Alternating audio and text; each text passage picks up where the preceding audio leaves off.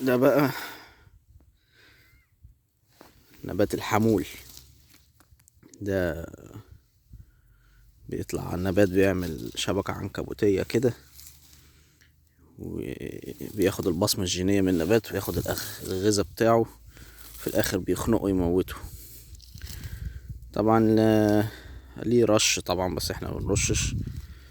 فالحل بتاع المكافحة اليدوية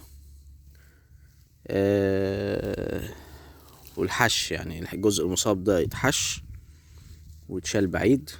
مهم، اهم حاجة ما نسيبوش يوصل لمرحلة الازهار، لانه لو طلع زهور وطلع تقاوي هيبقى صعب جدا مكافحته، بقى هنتشر في كل حتة في الارض. طبعا ده بيجي منين؟ بيجي من السباخ، بيجي من التقاوي المصابة، التقاوي مش نظيفة. يعني انا شخصيا جالي من التقاوي مش نظيفة.